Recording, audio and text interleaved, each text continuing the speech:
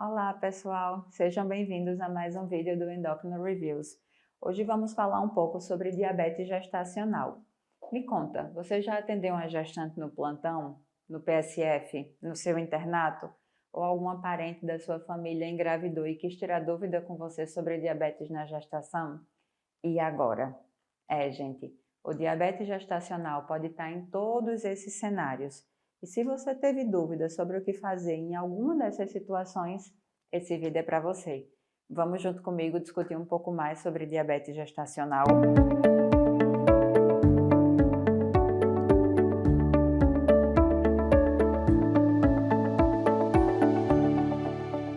O diabetes gestacional afeta cerca de 14% das gestações no mundo todo.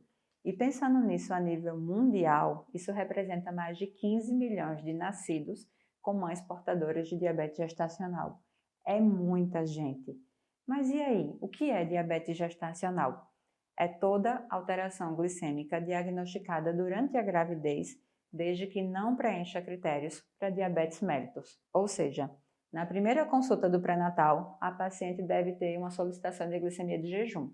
E se ela apresentar glicemia de jejum entre 92 e 125, é diabetes gestacional. E como assim? A gestação por si só, ela constitui um estado diabetogênico, ou seja, que predispõe ao diabetes. Ocorre um aumento de vários hormônios que são contrarreguladores, que são hormônios que têm ação contrária à ação da insulina, então fazem a glicose subir. O mais famoso deles é o hormônio somatomamotrofina coriônica humana, que aumenta de forma proporcional ao aumento da placenta também. Além dele, vários outros hormônios aumentam, progesterona, cortisol e vários fatores de crescimento secretados pela própria placenta. E o resultado é que todos esses hormônios fazem a glicose subir, que a gente chama de hiperglicemia. E a placenta ainda tem enzimas que destroem uma parte da insulina a nível placentário para aumentar a oferta de glicose para o feto. E aí, para dar conta dessa hiperglicemia, o pâncreas da gestante sofre um estímulo adicional e aumenta a sua massa pancreática, passando a secretar uma quantidade de insulina cerca de 1,5 a 2,5 vezes maior que o habitual. E aí, quando essa secreção aumentada de insulina consegue equilibrar a hiperglicemia, a gestante não desenvolve diabetes gestacional. Quando a quantidade de insulina não é suficiente para dar conta da hiperglicemia, ocorre o desenvolvimento de diabetes gestacional. Então, atenção, minha gente, o diagnóstico de diabetes gestacional é uma das poucas situações que é feito com apenas um exame. Sério, Aline, não preciso de 2 exames para confirmar, como na maioria das vezes para diabetes? Não.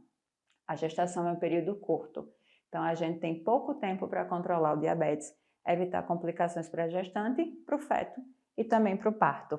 E quais são os critérios para diabetes gestacional? Os critérios diagnósticos para diabetes mellitus gestacional também são diferentes do período fora da gravidez. São 3 e basta um deles para fechar o diagnóstico. E os valores são glicemia de jejum maior ou igual a 92, teste oral de tolerância à glicose com 75 gramas de glicose de 1 hora maior ou igual a 180 e com 2 horas maior ou igual a 153. Esses valores eles são baseados no estudo que envolveu milhares de gestantes e definiu pontos de corte, a partir do qual já se encontrava desfechos adversos para a mãe, para o feto ou complicações relacionadas ao parto.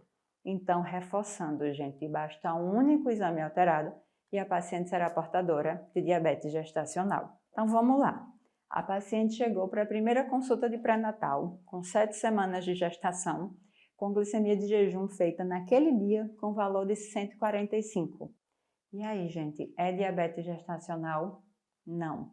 Trata-se de uma paciente previamente portadora de diabetes mellitus que não recebeu o diagnóstico adequado antes da gravidez. E por que isso?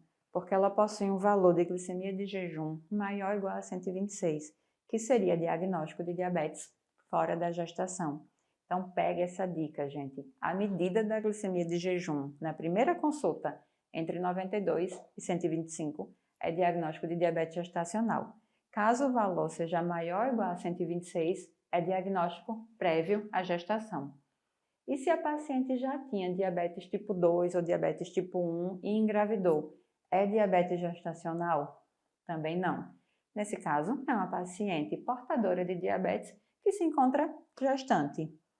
E aí, caso o primeiro exame da paciente seja normal, ou seja, uma glicemia de jejum menor que 92, a paciente está livre da gente? Também não.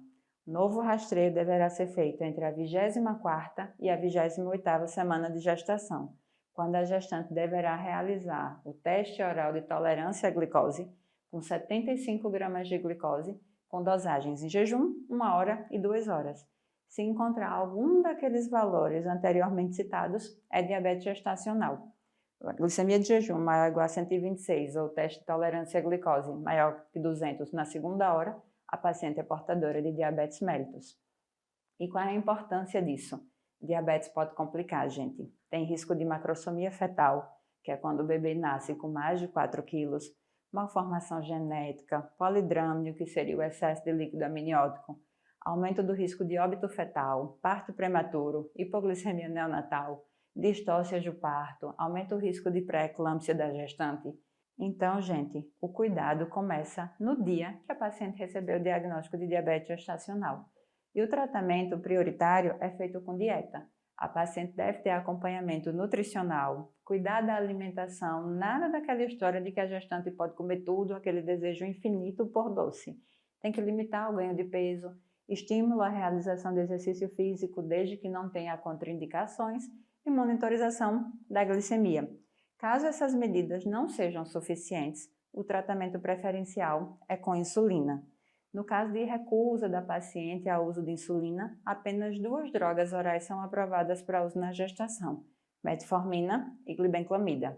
É muito importante reforçar o acompanhamento da paciente durante o pré-natal, com o endocrinologista, com o obstetra, além da monitorização da glicemia capilar e manter o diabetes com controle adequado, para chegar ao parto bem e diminuir o risco de complicações.